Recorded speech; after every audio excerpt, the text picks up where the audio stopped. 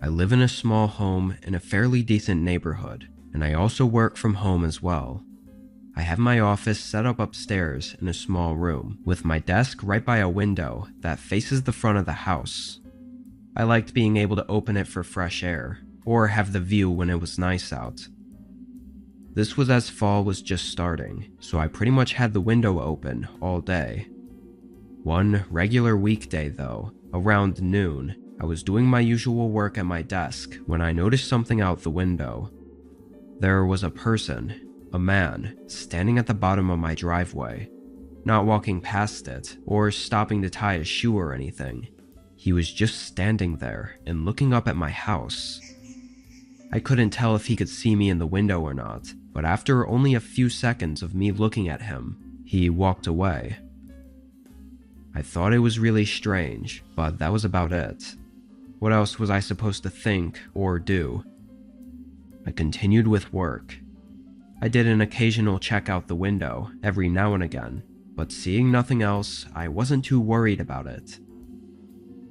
The following day, I was on the same routine. I got to work and was pretty busy the whole day. I had a lot of video calls with my coworkers. During one of these calls, I spaced out and happened to glance out the window again. That man was there, standing in the same spot at the end of the driveway and looking up at the house just like he was before. Something about this time was 10 times more creepy and eerie. Why the hell was he back here? I must have stared off at him for a while, because one of my coworkers noticed I looked worried and asked if everything was okay. I said yeah and tried to refocus on the meeting. I kept looking back though. He was standing there for a minute, then I looked back again and he was gone. The rest of my workday felt to drag on. I couldn't stop thinking about this random guy looking up at my house. It was just so odd. When I got out of work, I went outside and walked around my driveway, looking for any reason for them to be looking up at my house like that. Everything looked normal. However, I did notice that the window of my office was visible and clear from where the man was standing, which means he could likely see me looking at him. I went back inside and made dinner. I had a call with my brother that night, and I mentioned it. He agreed it was odd, but said it was likely nothing.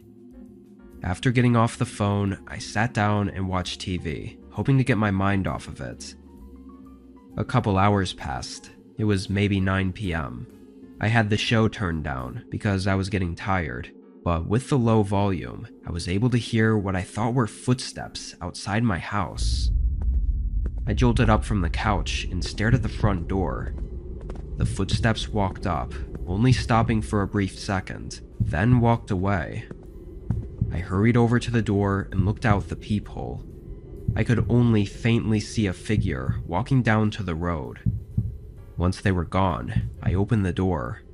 Immediately, I noticed a note taped to the back. It was short. It just said, "Pat, answer the door." I was not only confused, but horrified. How did they know my name, and what was the note even supposed to mean? They didn't even knock or stay long enough for me to have answered the door. Not that I would have anyway. This was enough for me to call the police. 2 officers came over, and I told them everything. Unfortunately, there wasn't all that much they could do though. They pretty much wrote it all down and said if something else happens, call them. It really didn't make me feel much better.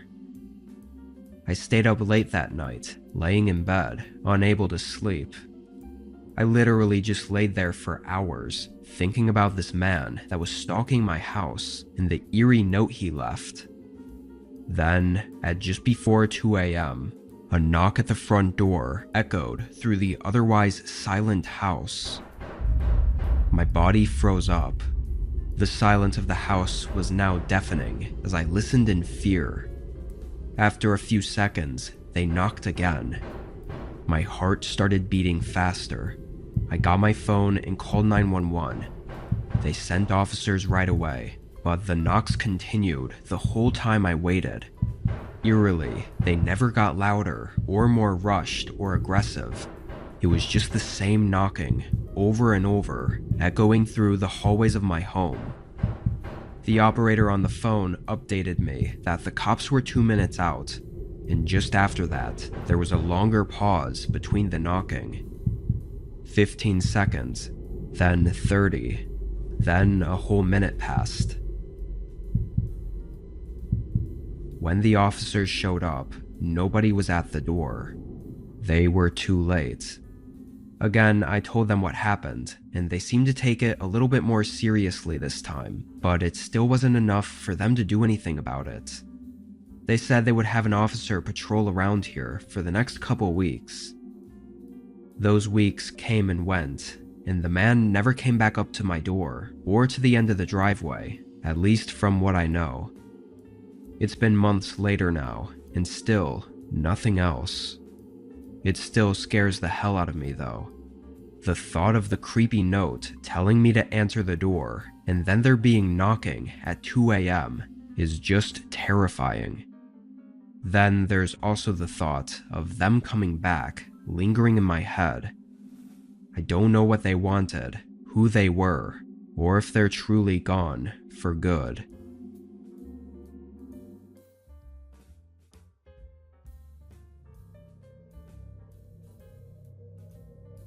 This was when I was a freshman in high school. The town I lived in was small, and I guess you could say pretty old-fashioned compared to places nowadays. It was very woodsy all around, and the buildings and houses weren't so compacted together.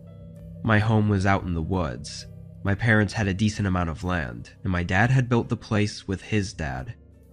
Anyway, it didn't have a real road or driveway. It was more of a dirt trail, so the school buses didn't have a stop at our place. I'd either have to walk a mile to my friend's house to get picked up, or just walk the extra distance straight to school. Usually, I just walk all the way to school. This was a typical day, as far as I could tell. I was walking down the trail from my home, enjoying the calm morning sounds of the woods, when I spotted a car up ahead. It wasn't my parents' car, or anyone else's that I knew, and it was just parked right on the trail. This trail only led to and from the house, so someone being on here was unusual. I don't know if I'd ever seen a random car here at all before this. I felt kind of uncomfortable having to pass it. There was a woman inside. She looked 35 or 40, with dark circles under her eyes and shaggy black hair. She glanced at me, but I just looked down. I could feel her eyes on me as I walked past, though. I picked up the pace and got to school. At the dinner table that night, I mentioned it to my parents, asking who it was and why they were there. Both of them looked worried and confused. They told me the woman must have just gotten lost, and I shouldn't worry about it, but I could see the worry in their eyes. They dropped me off at school for the next week, which was odd because they both started work early, like 6 a.m., so they must have called in late for the entire week just to drop me off. Honestly, I thought that it was an overreaction, as I felt I was old enough to handle myself, but I knew my parents were just being safe. On Monday morning of the following week, I packed up my book bag and started walking. During the last week that I'd been dropped off, we never saw the woman or the car, so I really wasn't worried at all anymore. However, this time, when I got to that same spot in the woods, she was there again, sitting in her car, watching me. I had a mini heart attack. This was too much to be a coincidence, showing up twice on the trail that was basically our driveway, sitting in the same spot, and only showing up when I was walking alone. I made the decision to cut through the woods instead of walking past her again. I took a few steps off the trail, but immediately the woman noticed. She turned her car on and drove up closer to me. I pretended to ignore her, walking faster into the woods. I heard her car door open and her footsteps crunching on the leaves behind me. But then she called out my name. like my full name, in this eerily calm and loving voice. I turned my head and looked at her. She had this dead stare and blank, expressionless face. Her eyes were tired and heavy, and she had this sickly look.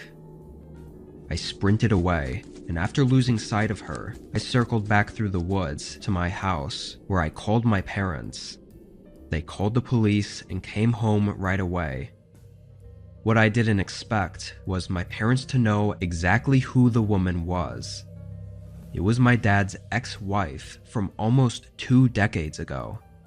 Apparently, she'd had mental health issues for a while and would have these horrifying episodes where she'd get obsessed with something and do disturbing things. The day I told them I saw her, my parents reported it to the police, knowing it had to be her.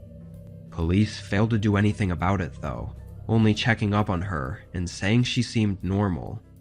For that whole week though, she had been stalking our house, knowing that every time my parents left for work early, it meant I would be walking alone to school. My parents never told me what happened to her after this, or what she was trying to do to me, or why she was doing any of it. Hopefully, nothing like that happens again.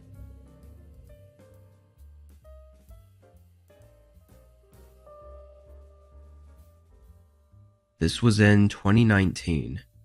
I worked at a grocery store, usually closing shifts, and I lived alone in a small one-bedroom apartment.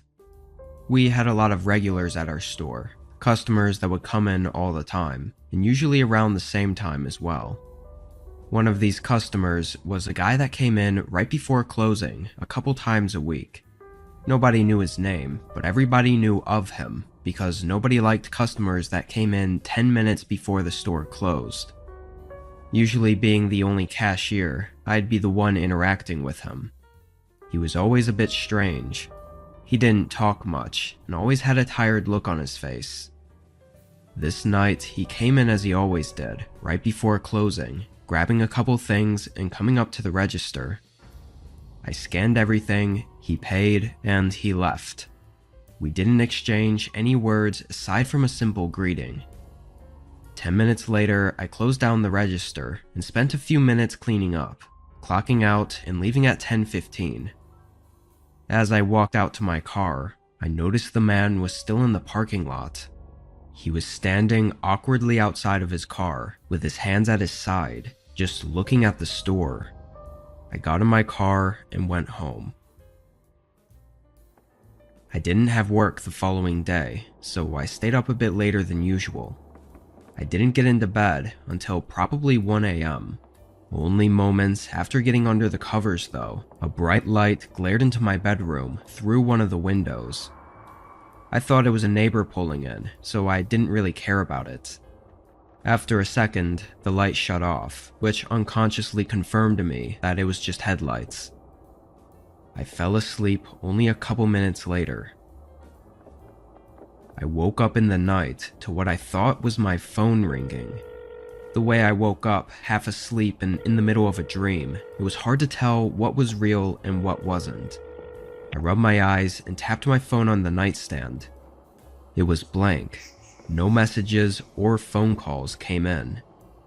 I wasn't sure what to think. I was going to just ignore it and go back to sleep, as I wasn't even fully awake yet to begin with. But the slightest thing caught my eye as I rolled back over. The bedroom door was barely cracked open, not even enough to let any light in or anything. It was just uneven with the door frame, not latched shut. I always closed the door to my room, so seeing it not fully shut immediately woke me up. I got out of bed and walked over, pushing it closed to see if maybe it was stuck for some reason. It smoothly latched into the door frame, just like it always did, so there was no way I'd mistakenly left it open. I felt my body get shaky. My heart was pounding. But even with everything pointing otherwise, I still tried to convince myself that this was somehow nothing. I tried to think of any possible way that this was something to not worry about.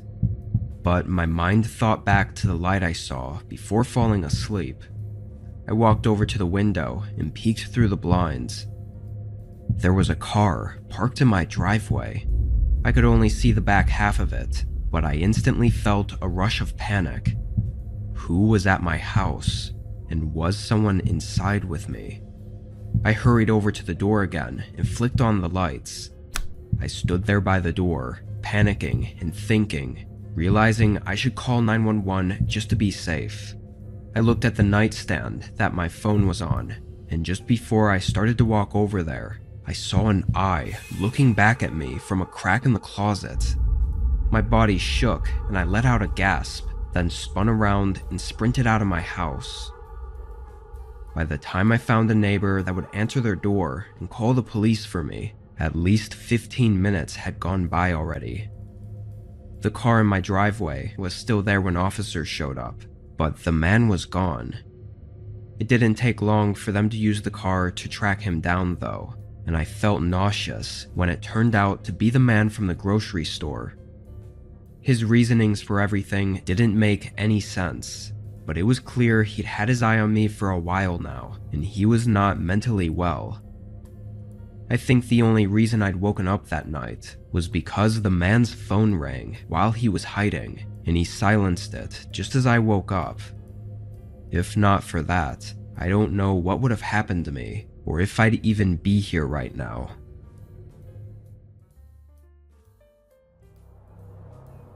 I work at a really trashy bowling alley in my small town. It's one of those family-owned type places, real small and not the best, but in our town it was a regular place a lot of people went to for some reason. I think it was because it was one of the only 24/7 places open for people to hang at least it used to be. This was in December. I had the dreaded 10 to 6 shift. It was almost always dead, and this night it was even more so. There was a huge snowstorm rolling through our town. From the time I clocked in and took over for the last shift, not a single customer was there. I spent 2 hours cleaning up all the lanes except for one, just in case a group happened to come in later. I checked out the windows. The parking lot was empty and snow was stacking up. I wasn't sure someone could even drive through the parking lot with all this snow unless a plow truck came through. After a bit, I pulled up a chair to the window and sat down, just looking out and resting, as there was nothing else to do. The place didn't have cameras, let alone anyone to watch them, so taking long breaks on slow days, or even sometimes sleeping, was easy to get away with. Another hour or so went by, when seemingly out of nowhere, there was a loud thud from behind the bowling lanes. I think I was half asleep when it happened, but I jolted up. I got off the chair and walked toward the back room. I really had no clue what that was. Maybe it had something to do with the snowstorm outside. The back room was where all the pins and bowling balls were stored, along with all the machines that run everything. It's basically a long hallway going the full length of the building. When I opened the door, it was completely dark. I didn't hear or see anything at first, until I looked down. There was water going down the hallway in a very clear footstep pattern. My face went pale. "Hello? Who's in here?" I started walking down, calling out a couple more times before I came across something taped to the wall. It was an envelope.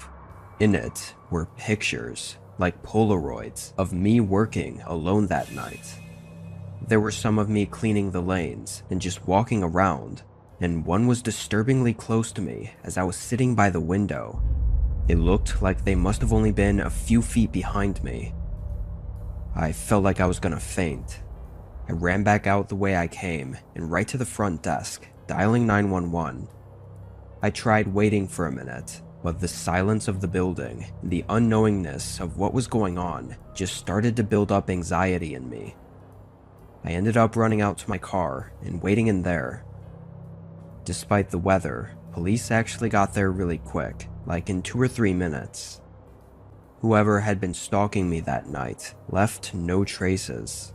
Of course, the trashy place didn't have any cameras, so there was nothing else to go on. I don't know what that person was trying to do, or if it was just some sick joke, or what. Since then, I didn't have anything else happen. I quit a couple months after though.